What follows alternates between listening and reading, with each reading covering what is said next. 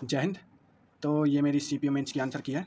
इसमें आप देख भी सकते होंगे, ऊपर मेरा नाम भी है, आशुतोष गुप्ता, वो मेरा रोल नंबर रहा। आयन डिजिटल भौतिकी में मेरा था।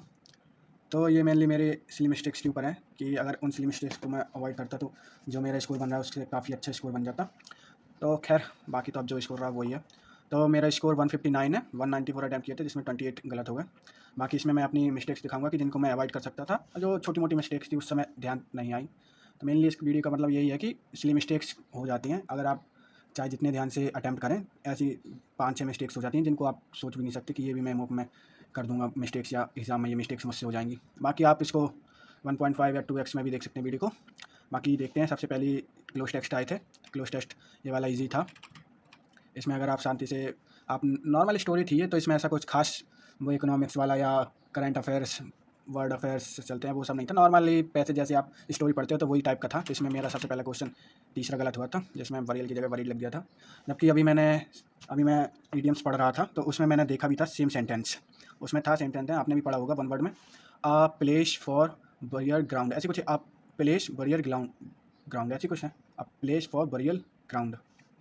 तो उसमें भी सेम सेंटेंस आता है, वरियर प्लेस। तो अगर वो भी अगर ध्यान में आता तो भी ये सही हो जाता। तो खैर, ये तो सिली मिस्टेक नहीं है, क्योंकि ये उस समय तो ध्यान में आने वाला नहीं था क्वेश्चन। बाकी इसमें और कोई भी मेरा क्लोज टेस्ट गलत नहीं हुआ, केवल यही था। और दूसरा मेरा गलत हुआ ये भी अगर आप पढ़ते रहते होंगे, इंडिया की डील फ्रांस से जो हुई थी, तो उसमें काफ़ी बार ये आया था। मैंने न्यूज़पेपर देखे उस टाइम के, तो उसमें ये सेंटेंस ऐसा लिखा था, the first aircraft of a batch of 20 arrived on. तो ये एयरक्राफ्ट के साथ बैच आता है, फ्लॉक मैंने लगा दिया था। टीम आएगा नहीं, टीम नॉर्मली टीम बनती है कि फुटबॉल की टीम, एथलीट की टीम, टीम वर्क ऐसा कुछ होता है। तो गैंग आएगा नहीं, गैंग बोलते हैं किसके समूह को बोलते हैं, गैंग गैंग बोलते हैं, अरे याद नहीं आ रहा गैंग वाला नहीं, फ्लॉक बोलते हैं बच्चियों के समूह का। तो बैच तो मैंने बिल्कुल भी नहीं ध्यान में आया था उस समय, तो मैंने टीम और गैंग एलिमिनेट कर दिया था। बाकी फिर लास्ट में मैंने फ्लॉक में ऑप्शन लगा दिया। तो इसमें और फिर मेरा कोई गलत नहीं हुआ। दूसरे में भी तो दोनों 10-10 वाले में एक गलत हो गए क्वेश्चन। फिर जाके गलत हुआ था मेरा 25 नंबर का।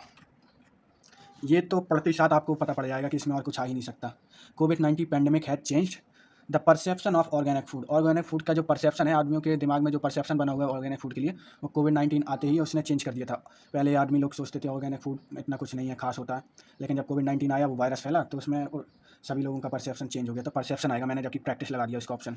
ये एक्चुअली मिस्टेक्स हो गई दो। पहला बरियल वाला तो नहीं मैं मानता, लेकिन हाँ, ये दूसरा बैच और परसेप्शन, ये दोनों सही होने चाहिए थे। तो क्लोज टेस्ट में मेरे 3 गलत हो गए क्वेश्चन।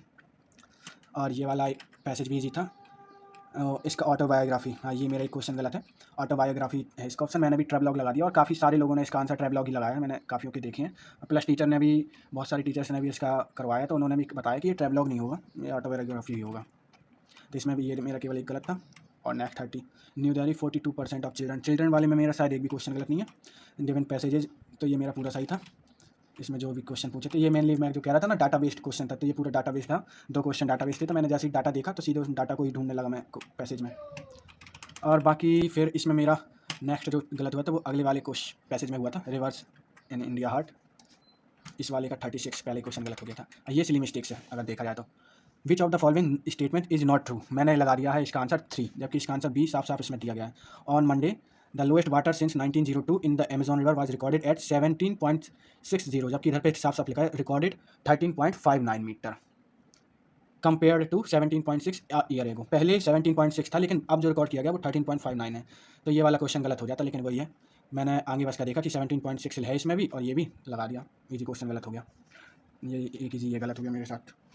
और अगर नेक्स्ट की बात करी जाए, नेक्स्ट मेरा 47 में गलत हुआ। इसमें फिर और कोई भी गलत नहीं था मेरा, ये सारे सही थे।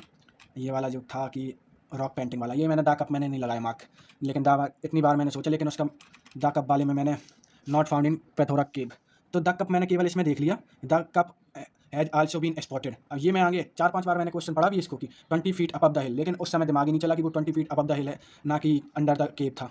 नहीं तो ये वाले क्वेश्चन में मैंने कम से कम 3 से 4 मिनट दिए होंगे, 2 से 3-4 बार तक पैराग्राफ मैंने पूरा पढ़ लिया था। वही है, उस समय नहीं दिखाई दिया तो फिर नहीं दिखाई दिया, एक जैसी मिस्टेक हो गई, नहीं तो ऐसा कुछ खास था नहीं इसमें।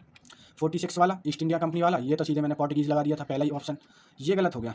Bot good at higher prices than dam, dam का मतलब है जो कि और दूसरे यूरोपियंस आए थे उनसे हायर प्राइस में खरीदा, जबकि उनसे लोअर प्राइस में खरीदा था इसने। तो ये बी वाला गलत हो जाता, तो मैंने लेकिन लगाया था ए और बी बोथ ट्रू, दूसरा नंबर का आंसर लगाया था, लेकिन इसमें होना था कि ए तो सही था लेकिन बी गलत था। तो एक ये सिली मिस्टेक्स हो गई मेरी।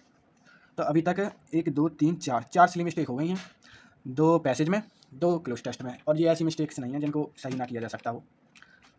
बाकी अब जाके मेरी 97 पे सिली मिस्टेक हुई थी। बाकी देखते हैं कि कौन सा क्वेश्चन गलत किया मैं। 2 ये 2 2 2 1 2 3 4 2 ये वाला Kavya finishes her homework before having dinner. तो ये वाला लोग ने भी काफ़ी टीचर्स ने करवाया कि ये सही है, लेकिन काफ़ी को गलत लग रहा था। तो इस वजह से गलत लग रहा था। बिफोर हैविंग डिनर, बिफोर के बाद ना कि पूरा सेंटेंस है कि उसके ऐसा करने के बाद, तो ये सेंटेंस पास्ट में चला जाता। तो ये लेकिन उसकी डेली हैबिट बता रहा। Kavya finishes her homework before having dinner, dinner करने के बाद काव्या अपना होमवर्क कंप्लीट करती है। तो इसमें नो एरर था। अगर यही होता Kavya had finished his homework before he had gone to sleep,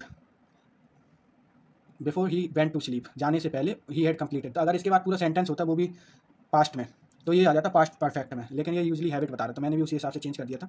मैंने भी इसका 2 लगाया आंसर, लेकिन नो एरर था ये वाला काफ़ियों को गलत लगा। Do we have to accept this deal, that this deal have to be accepted. तो ये मेरा सही है, मुझे पता भी था यही होना है इसका, क्योंकि डू अगर चेंज होता है पैसिव वॉइस में डू या डच, तो डू या डच के साथ आता है इज, लेकिन आप हैव टू को डिलीट नहीं कर सकते, तो हैव टू आपको रखना ही था। तो इसमें इज था, लेकिन हैव टू गलत हो गया था। ये इंटेरोगेटिव है, तो इसका इंटेरोगेटिव का इंटेरोगेटिव रहा ही नहीं, क्योंकि इसकी वर्ब बाद में चली गई। और ये वाला वाई से चालू हो गया, इंट्रोडक्टिव वाला इंट्रोगेटिव, तो ये होगा नहीं। और बाकी इसमें ऐसे कुछ नहीं थे इनमें। अब ये कहाँ से आपको ये वाला इजी लग रहा है पोर्सन जितना भी चल रहा है अभी। या the board of director held a meeting to sort out the issue को सॉर्ट आउट करने के लिए of the NPS of the bank. Sorting out नहीं हुआ, टू सॉर्ट आउट करने के लिए। फ्यूचर में सॉर्ट आउट होना है, तो फ्यूचर के लिए हम डिनोट करते हैं 2 प्लस वर्ब की बेस फॉर्म से, टू सॉर्ट आउट द। लेकिन उस समय पता नहीं क्या दिमाग में रहा नहीं, तो ये वाला भी इजी क्वेश्चन था, ये गलत हो गया। इतना ये तो बार बार करते ही रहते थे सेम सेंटेंस ऐसे ही। बाकी इधर पे अब कोई गलत नहीं है मेरा, ये सब सही है। एक ही आया, I was with the impression that I had return the books that I had borrowed from you. I was with the impression, अगर सेंस की बात करें, मीनिंग से तो मुझे नहीं पता कैसे गलत होगा ग्रामर वाइज। अगर सेंस की बात करें तो डैट से लेके कोई भी सेंटेंस में आपको मीनिंग वाइज आपको लग नहीं रहा होगा एरर, अगर ये उस समय ध्यान आ जाता तो। लेकिन इसको मैं सिली नहीं मानूंगा, इसको तो बना ही नहीं। अब आएगा इधर पे, बहुत लोगों ने ये गलत कर दिया। Don't forget to bring your umbrella, he said to her to bring your umbrella. ये तो सीधे सीधे गलत हो जाएगा, क्योंकि हर योर चेंज होगा हर में, तो हर वाले ही क्वेश्चन आएगा, तो योर तो आ ही नहीं सकता। अब इधर पे था her, he told her do not forget. अगर यही वाला सेंटेंस होता he told her not to forget, तो भी ये सही होने के चांस थे, क्योंकि डोंट से नहीं बनता है, नॉट टू से बनता है, नॉट टू फॉरगेट। ये डायरेक्ट इनडायरेक्ट का रूल है। अब 97, ये वाला कितना इसीलिए मिस्टेक्स कर दी मैंने इसमें, तो काफ़ी ज़्यादा भाई गुस्सा है खुद के ऊपर। देखो ये मैंने लगाया चौथा वाला, देयर कर दिया। देयर तो हो ही नहीं सकता, क्योंकि ये अवर चेंज होगा फर्स्ट पर्सन के हिसाब से, आई के हिसाब से, आई के हिसाब से प्लूरल आएगा अवर। देयर आ ही नहीं सकता। अगर दे होता, दे आ भावना, तो देयर आ जाता। लेकिन ये वाला बहुत ज़्यादा ये सिली मिस्टेक है भाई। 6 सिली मिस्टेक हो गई अभी तक, 1 2 3 4 5 6 7 सिली मिस्टेक हो गई अभी तक, और 100 सेंटेंस खत्म हुए केवल। तो अगर यही 7 सेंटेंस सही हो जाते, प्लस 4 तो पहले से ही सही होना है, 7 4 11 11 क्वेश्चन सही होते, 15 नंबर बढ़ जाते, 175 स्कोर अभी तक हो जाता मेरा, अगर इन मिस्टेक्स को ही अगर मैं सही कर लेता। तो ये वाला तो देखो सबका बढ़ना है, दे से वाला, दे से वी आर, तो इसका दे से दे वर लगा दिया इन्होंने, जबकि इसका सेंटेंस मैंने भी ऑप्शन पहला लगाया, दे आर वर्किंग हुआ, वी भी नहीं आएगा, दे आर वर्किंग। तो ये सबको मिलेगा इसका बेनिफिट।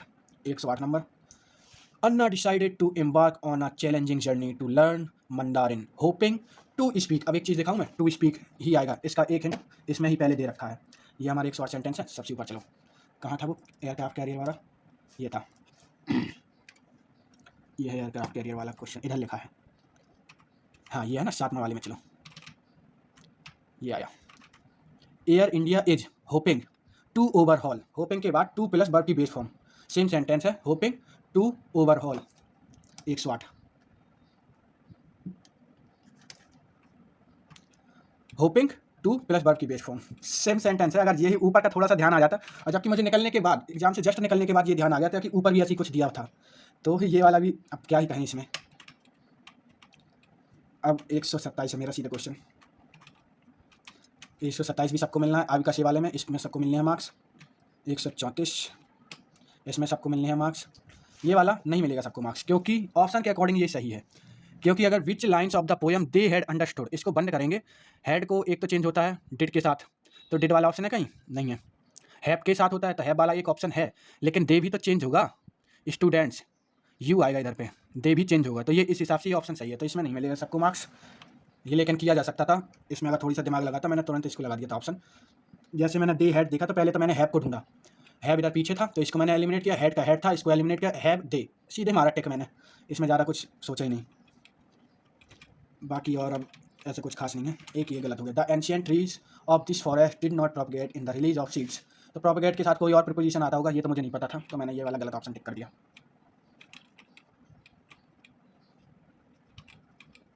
और ये वाला बहुत लोगों ने गलत किया, she meticulously followed the instruction intricate instruction, उसने बहुत सावधानी पूर्वक, इंट्रिकेट मतलब कॉम्प्लेक्स इंस्ट्रक्शन को फॉलो किया, उसने कॉम्प्लेक्स इंस्ट्रक्शन को बहुत ही सावधानी पूर्वक फॉलो किया, अन्यथा अब देखना the dedicate balance of the experiment would have been irreversible disrupted, अन्यथा the delicate balance of the experiment would have been, otherwise अन्यथा जो डेलिकेट बैलेंस था उसके एक्सपेरिमेंट का, ये जो उसने एक्सपेरिमेंट किया वो बहुत ही, उसको रिवर्स नहीं किया जा सकता, इस तरह से डिसरप्टेड बेकार हो जाता उसने, इसलिए इन केस तो आएगा नहीं, मोर ओवर इसके अतिरिक्त ये भी नहीं आएगा, सो डैट ताकि भी नहीं आएगा, तो मैंने इसमें भी काफ़ी टाइम दिया था इसलिए मेरा सही हो गया।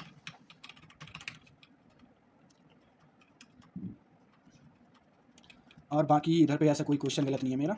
अब ये मैंने बात की थी जो ईडियम्स बहुत ईजी आए, piece of cake, be in apple pie order, mitigate, observance की spelling, excitement, ebullience, hit the sack, genesis, ये थोड़ा सा कन्फ्यूजन था, बाकी 152 से इधर तक कोई भी आप ऐसा नहीं है जो आपका प्रीवियस ईयर में आपने पढ़ा ना हो कहीं पे, ऐसा नहीं कि एक ही बार 3-4 बार आपने काफ़ी बार पढ़ा होगा, ये थोड़ा सा कॉम्प्लिकेटेड था कैटलॉग और ब्रोशर में, क्योंकि दोनों का ही मतलब सेम होता है, वो आज मैंने वन वर्ड में देखा भी, a complete usually alphabetical list of item often with notes given details, तो मैंने कैटलॉग ही लगाया था, ब्रोशर भी मुझे था लेकिन उतना मैं उसमें भी कंफर्म नहीं था जितना मैं कैटलॉग में था, तो मैंने कैटलॉग ही लगाया बाद में।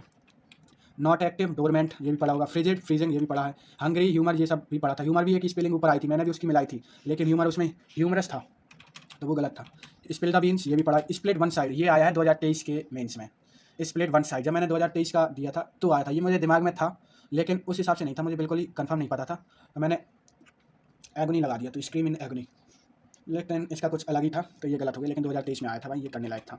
ये भी म्यूनिफिशेंस काफ़ी पढ़ा है, to protect from danger shield ये भी काफ़ी पढ़ा है, बाइट द बुलेट ये भी काफ़ी पढ़ा है, डेवर मतलब कंज्यूम करना, ईट करना ये भी पढ़ा है, not able to be change और अडेप्टेड, ये मैंने देखो, ऑस्टीर हार्श रिजिड तीनों का ही मतलब कहीं ना कहीं होता है कि not able to be change, austere मतलब भी सख्त होता है, एक मतलब उसका हार्श मतलब कठोर होता है, रिजिड मतलब भी कठोर होता है, तो मैंने ये तीनों को अलग करके परमिसिव लगा दिया ऑप्शन, जबकि ये तो बिल्कुल ही अलग था। एक्स्ट्रावेगेंट ये भी प्रीवियस ईयर है, इररेलिवेंट ये तो जाने कितनी बार आपने देखा होगा कि हर बार स्पेलिंग में भी यही मिस्टेक होती है कि ई की जगह ए आता है, फीसिबल प्रैक्टिकल ये भी काफ़ी बार, ओरेटर ये तो जाने कितनी बार पढ़ा होगा, cut from the same cloth ये टेक्स्ट बुक के मुख में आया था इसलिए मुझे याद है, अभी मैंने 3-4 दिन पहले ही पेपर के दिया था तो इसलिए याद है मुझे, be on the same page ये भी सेम टेक्स्ट बुक के मुख में आया था तो याद था, सिटिंग ऑन द फेंस कोई निर्णय लगा नहीं पाना, to get once got, to irritate someone ये मैंने थोड़ा ऑप्शन एलिमिनेट करके लगाया, lasting for ephemeral, O F ये पता नहीं था लेकिन ये पता था, ब्लॉक हेड, सिंपल्टन ये दोनों का मतलब एक ही जैसा था तो स्मार्ट मैंने लगा दिया तो सही निकल गया। बाकी देखो PQRS में तो इतना किसी को भी अपने ऊपर कॉन्फिडेंस नहीं था कि PQRS करेंगे और सही भी निकल जाएंगे, बाकी मैंने अटैम्प्ट किए काफ़ी सही भी निकले, तो मैंने 16 PQRS थे तो मैंने 3, 3, 6, 7, 8 PQRS अटैम्प्ट करे जिसमें मेरे से 5 सही हो गए, 2 गलत, 6 सही हो गए, जिसमें एक ये है पहला PQRS, ये दूसरा PQRS, ये तीसरा मैंने अटैम्प्ट नहीं किया, ये अटैम्प्ट किया 3 सही, ये अटैम्प्ट नहीं किया, ये 4 सही, ये अटैम्प्ट नहीं किया, ये 5 सही, ये 6 सही, ये गलत हो गया, ये सही हो गया 7 सही, ये 2 गलत, 8 सही हुए मेरे, 8 सही 3 गलत, 8 3 11 और मैंने 5 छोड़ दिए थे, हाँ ऐसा था, 8 मेरे सही हो गए, 3 गलत हुए, 5 छोड़ दिया मैंने PQRS में, तो ओवरऑल यही था। तो अब भी मॉक ऐसा कुछ हार्ड नहीं था, वो अभी भी आपको देख के पता पड़ रहा होगा। बाकी सिली मिस्टेक्स अगर मेरी अवॉइड हो जाती तो वही था कि सिली मिस्टेक्स ही मेरे 8-9 क्वेश्चन जो गलत हो गए वो आसानी से किए जा सकते थे, ऐसा कोई इनमें हार्डनेस नहीं थी। और बाकी 4 क्वेश्चन का तो बेनिफिट मिलना है, 8 4 12, तो यही मेरे 16-17 नंबर बढ़ जाते, तो आप देखो इसमें आसानी से मैं 175 क्रॉस कर जाता, 180 के अप्रॉक्स पहुंच जाता। और ये मॉक था भी ऐसा, ये एग्ज़ाम था भी ऐसा कि इसमें किया जा सकता था। बाकी आप लोग भी अपने कमेंट करके बताइए कि आपकी कितनी सिली मिस्टेक्स हुई इस वाले मॉक में और आपका स्कोर क्या बन रहा है। बाकी आप प्री का स्कोर मैं अपलोड करूँगा कुछ ही दिनों में और डालूंगा कट ऑफ एक्सपेक्टेड कितनी जा सकती है, ओवरऑल फाइनल कट ऑफ। बाकी मिलते हैं नेक्स्ट वीडियो में, धन्यवाद।